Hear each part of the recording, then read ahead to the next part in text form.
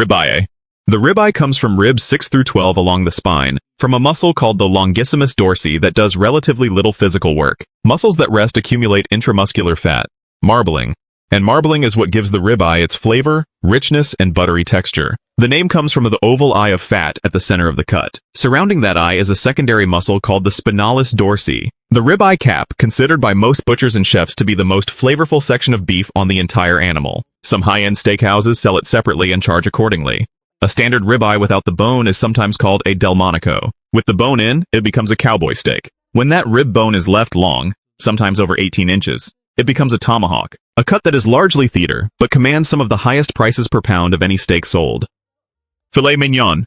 The filet mignon is the most tender cut of beef and one of the least flavorful. Both facts have the same cause. It comes from the psoas major, a muscle that runs along the inside of the spine and does almost no work during the animal's life. Muscles that work develop flavor through fat accumulation and protein breakdown. Muscles that rest stay lean and tender. The result is a steak soft enough to cut with a butter knife and mild enough to require sauce, wrapping, or preparation that adds the flavor the meat itself lacks. Beef Wellington, the tenderloin wrapped in mushroom paste and pastry, exists specifically to solve this problem. The cut represents roughly 2% of the animal's total weight, which is why it consistently commands the highest price per pound at retail. The name means cute or dainty fillet in French. The tenderloin runs through both the T-bone and the porterhouse, the smaller section in the T-bone, the larger in the porterhouse.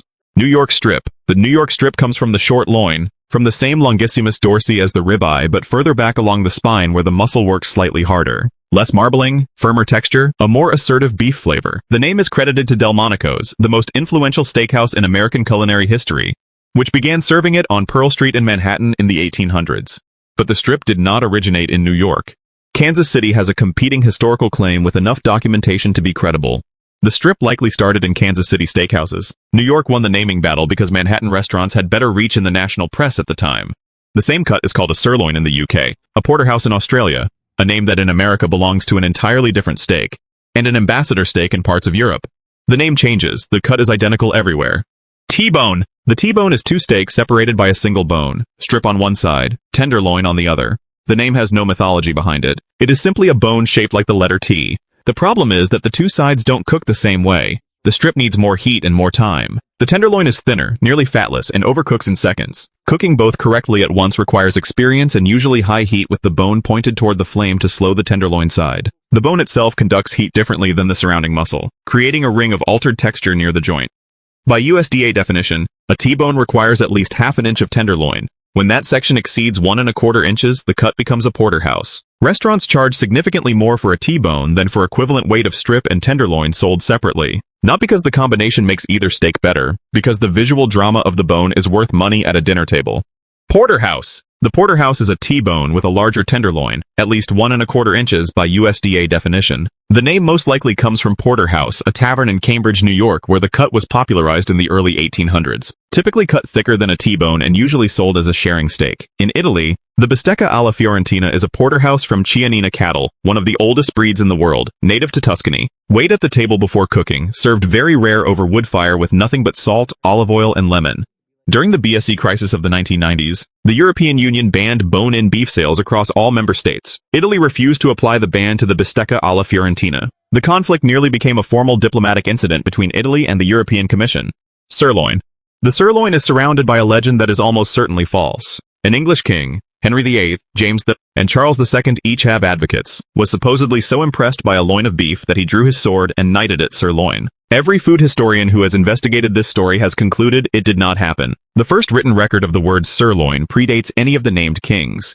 The word derives from the Old French surlong, sur meaning over, longe meaning loin, referring to the cut's position above the loin on the animal. English speakers turned the French prefix into sur and invented the knighting ceremony sometime in the 17th century. The cut itself comes from behind the short loin, from muscles that work harder, leaner meat, firmer chew, more concentrated flavor, and considerably lower price than the cuts that sit ahead of it on the spine. Hanger steak. The hanger steak literally hangs from the diaphragm between the rib and loin, one per animal. For most of the 20th century, American butchers kept it for themselves, ground it into burgers, took it home. It was unknown at retail in the United States until the 1990s when American chefs discovered the French bistro cut called onglet and started putting it on menus. The moment it hit restaurant menus, the retail price rose sharply and never came down. A steak butchers took home for free now costs nearly as much as a strip. The flavor is deep and mineral, intense, almost liver-adjacent, with a pronounced grain and a thick sinew through the center that must be removed before cooking. Serve it medium rare at most. Any further and the single fiber structure tightens into leather. Skirt. The skirt steak comes from the plate section just below the rib. There are two, the inside skirt and the outside skirt. The outside skirt is thicker, more uniform, and significantly more tender. The inside skirt is thinner, tougher, and far more common in supermarkets. Most retailers sell them without distinction. You are almost never getting the outside skirt. The skirt is a heavily worked muscle that supported the diaphragm, which means intense beef flavor, a very pronounced grain, and connective tissue throughout. Cook it fast over high heat and slice it thin against the grain immediately. It was the original fajita cut. Tex-Mex restaurants used it for decades before anyone else noticed. Once the rest of the country noticed, the price went up and never came back down either.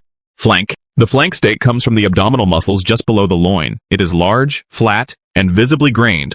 The muscle fibers run in a single clear direction across the entire cut. There is almost no fat and almost no marbling. The flank does enormous work during the animal's life, which builds flavor and builds toughness in equal measure. Marinate it or cook it fast. Slice it thin, slice it against the grain. Do all three, and it is one of the most flavorful steaks at its price point. Skip one step and it is inedible. The flank was a cheap cut for most of the 20th century. Then London broil became a trend. Then fajitas went national. Then meal prep culture discovered it. The price followed each trend upward and never followed them back down. Flat iron. The flat iron comes from the infraspinatus muscle in the shoulder blade, sitting directly above a tough line of connective tissue running through the chuck. For most of butchery history, this muscle was sold as part of the brazen grade chuck. In 2002, meat scientists at the University of Nebraska and University of Florida identified it as the second most tender muscle on the animal after the tenderloin. The flat iron only exists because researchers looked at the shoulder blade and asked what was being wasted. The answer was a steak with strong marbling, good flavor, and a texture close to the strip, at a fraction of the price.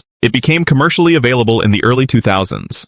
It is now one of the fastest growing cuts in American retail. Picanha. The picanha is the rump cap, the biceps femoris muscle covered by a thick layer of fat. In Brazil, it is the most prestigious cut on the animal. At Churrascarias, it is folded into a C shape, skewered with the fat cap facing out, and cooked over open coals until the exterior fat renders and crisps. In the United States, most of that fat cap is trimmed away before the cut reaches retail. American butchers remove what Brazilian butchers consider the entire point. Finding a picanha with the fat cap intact requires a Brazilian butcher or a specific request. The fat cap is not decoration. It bastes the muscle during cooking and creates a flavor profile that the trimmed version cannot replicate. What gets sold in American supermarkets as picanha is not picanha. Tri-tip. The tri-tip is a triangular muscle from the bottom sirloin. It weighs between 1.5 and 2.5 pounds, has a clear grain that changes direction at the center and builds a deep crust over high heat. It was a California cut for most of its commercial existence. Santa Maria barbecue is built around it. The rest of the country was largely unaware until the 1990s. Outside California, butchers were grinding it into hamburger. The tri-tip has two grain directions meeting in the middle of the cut. Slicing it requires identifying where the grain shifts and adjusting the knife angle. Most people don't. Both halves of the cut eat completely differently as a result. Chuck eye. The chuck eye comes from the fifth rib, directly adjacent to the ribeye, which begins at rib 6. The longissimus dorsi muscle continues into the chuck for approximately 2 ribs before the shoulder changes its character. Those 2 ribs produce ribeye-level marbling and ribeye-level flavor at roughly half the price. The difference is texture, more connective tissue, slightly coarser grain, less uniform tenderness.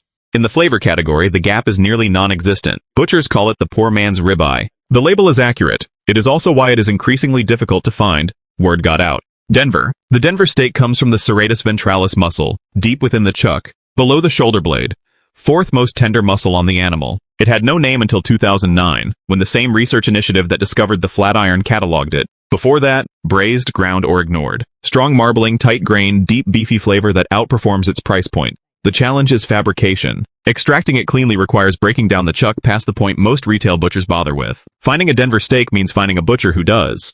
Matsusaka. Matsusaka beef comes from female Japanese black cattle raised exclusively in Mie Prefecture. Only virgin heifers qualify. Fed for approximately 900 days, nearly 3 times the standard commercial period. Given beer and sake, massaged regularly, kept in individual stalls with classical music. The intramuscular fat content approaches a 1-to-1 ratio with muscle, among the highest ever recorded in cattle. A single cow sells at auction for over 100 million yen. The beef rarely leaves Japan. Most people who claim to have eaten it have not. Most of them don't know what they're eating.